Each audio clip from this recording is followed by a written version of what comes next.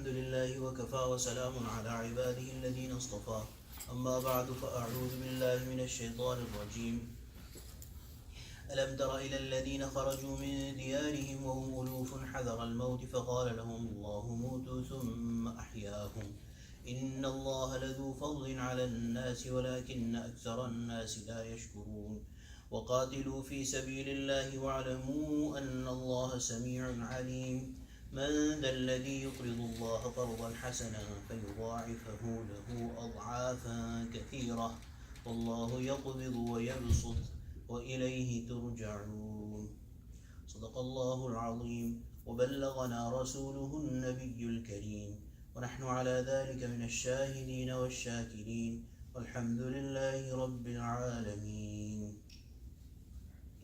Today inshallah we'll be starting discussion about a new topic of the Quran, Surah Al-Baqarah. Start from ayah 243 today. The first ayah is an introduction and prelude to the content of the next two ayat, which talk about jihad and infaq. Jihad is to fight with your life and in the path of Allah subhanahu wa ta'ala, and infaq is to spend in the path of Allah subhanahu wa ta'ala. But before giving the commands about those two things, Allah subhanahu wa ta'ala is talking about something else to emphasize and set up a background for those two commands. Alam tara ila alladhina kharaju min diyarihim. Have you not seen those who left their homes? So Allah subhanahu wa ta'ala is addressing the Prophet sallallahu alaihi wasallam and saying Alam tara.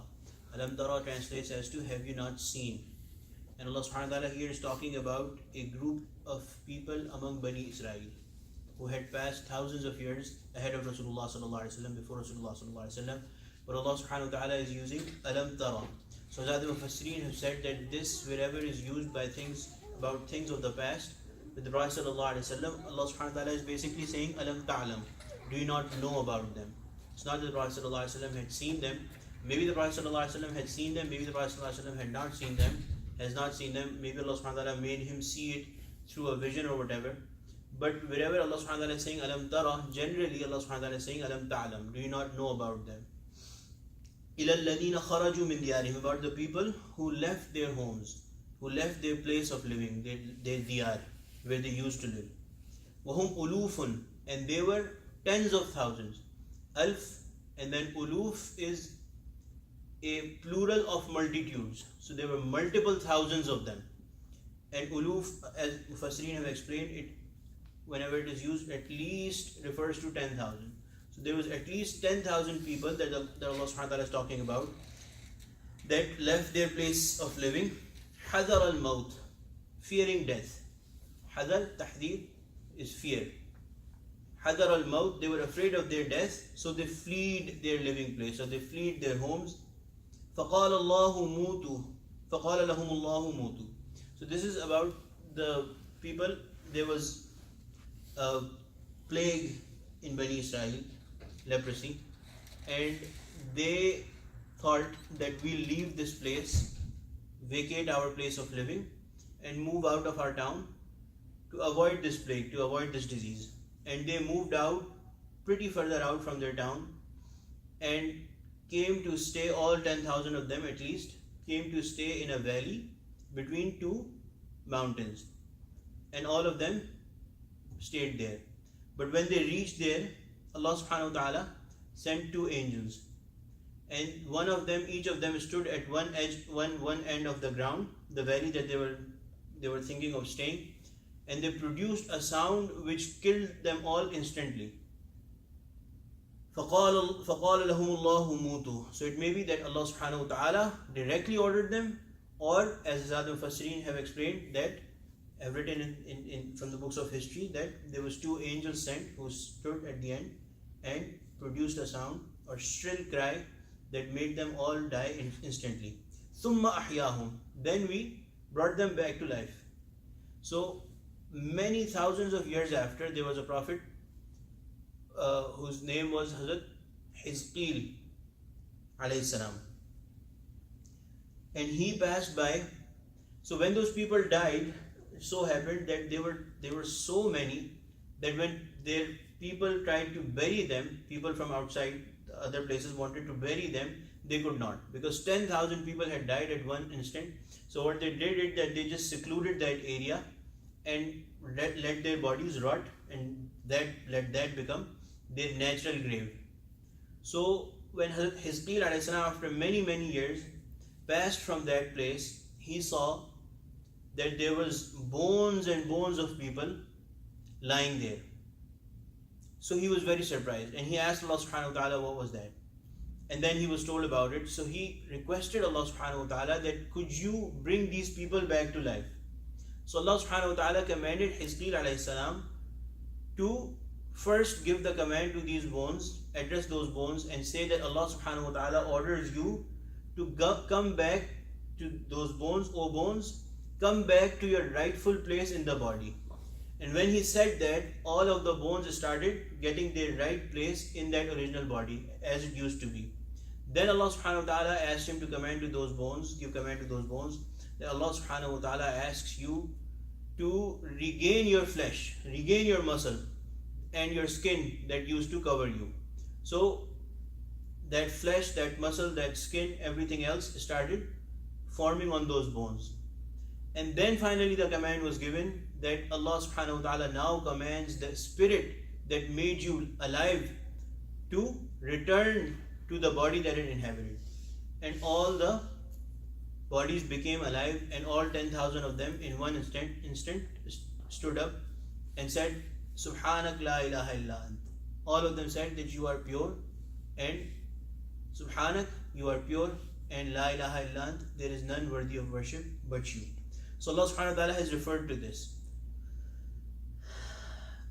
And Allah subhanahu wa ta'ala said, Inna Allah ladhu fadlin ala nas walakinna akthara nasi la yashkurun.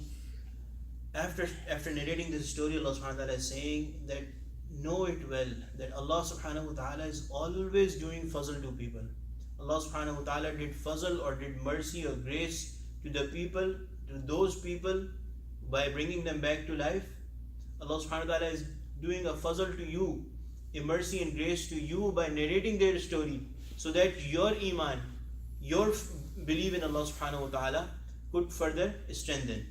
وَلَكِنَّ أَكْثَرَ النَّاسِ لَا يَشْكُرُونَ. But the reality is that most of the people, Allah subhanahu wa ta'ala is almost doing as my Hazrat used to say, is almost complaining here.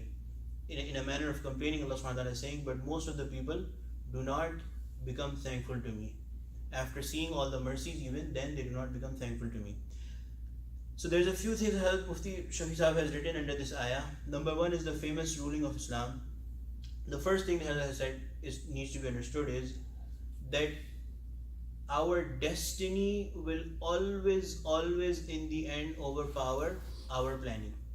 No matter what we do, our planning will lose, and the destiny and the command of Allah subhanahu wa ta'ala will win, no matter what we do.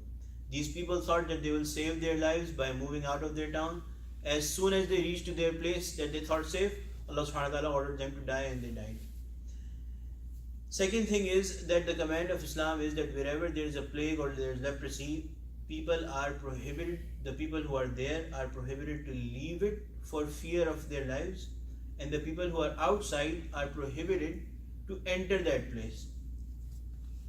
It comes in narrations about Sayyidina Umar radiallahu anh that he was traveling to Sham, he was planning to go to Baitul Maqdis, and when he was about to reach there, he was at the outskirts.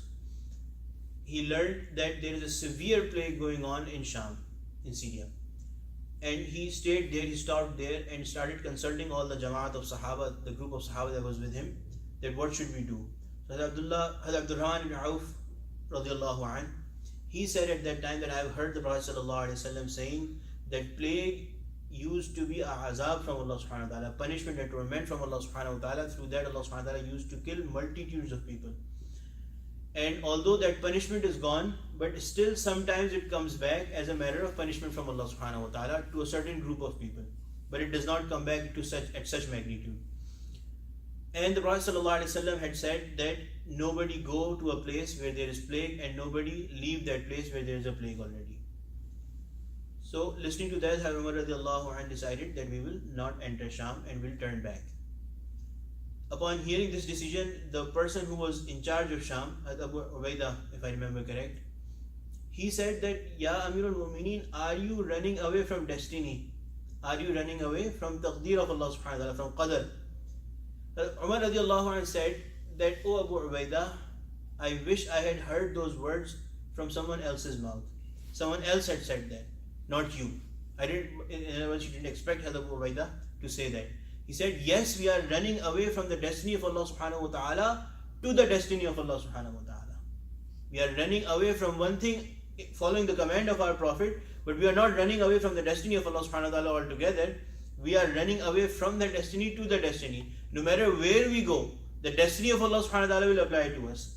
And the hikmah, the wisdom that the ulama have written in the Prophet sallallahu alaihi wasallam's command is that, not that, well, that, you know, if you look at biologically, yes, the disease may spread and all that, but the hikmah, the wisdom is that if somebody is not in that place of plague and they come from outside and then they die there, they will die because their death was written at that point and at that place. But the belief of the people will be destroyed and will become corrupt, that such and such person came to this place and then died because of this plague. Similarly, if somebody goes out of that town and does not die, it is because Allah subhanahu wa ta'ala had not written his death, had not written their death at that point, but the belief of the people will be corrupted that such and such person left their house, left their place, and that is why they did not die, they were safeguarded from their death. Similarly, other wisdoms have been written. For example, if in medical science we learned today that leprosy, whenever there is plague, the people need bed rest. The people, if they want to recover from that, they need bed rest. And Mufti Shafi Sahib has written that one wisdom is that if somebody is sick and they start moving, chances are that their disease will worsen. So the medical science also agrees with that the people should stay there anyway.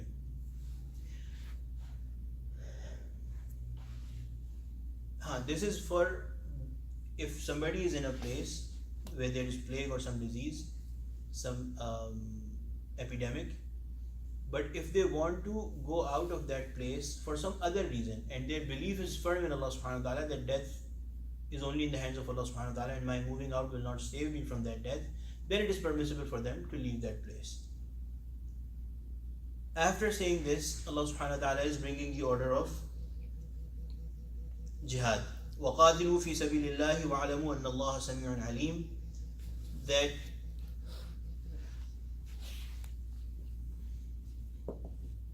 fight in the way of Allah. وَعَلَمُوا, and know that Allah is all hearing and all knowing. وَعَلَمُوا أَنَّ اللَّهَ سَمِيعٌ عَلِيمٌ, Allah subhanahu wa ta'ala is all hearing and all knowing. So for the people who think that if they go out in the path of Allah subhanahu wa ta'ala to fight and then they die and they think that they died because of going out, they should know from this story that the death is in the hands of Allah subhanahu wa ta'ala.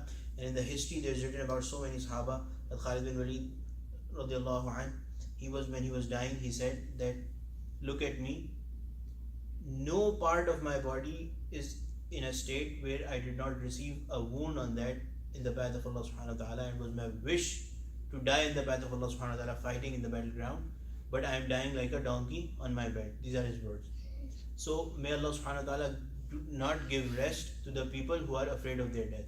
The people who are afraid of their death and do not want to go and fight in the path of Allah subhanahu wa ta'ala, may Allah subhanahu wa ta'ala give them wisdom, not give them rest, and give them belief that death is written from Allah subhanahu wa ta'ala. It does not come from fighting in the path of Allah subhanahu wa ta'ala or from staying home. Inshallah, tomorrow we'll read the ayat about infaq. Alhamdulillahi Rabbil Alameen. Salatu wassalamu ala sayyidil mursalin. Rabbana zalamna anfusana wa lam taghfir lana wa tarhamna lanakunanna minal khasirin. Rabbi ighfir warham wa anta khairur rahimin. Sallallahu ta'ala ala khairil khalqi sayyidina wa lana Muhammad wa ala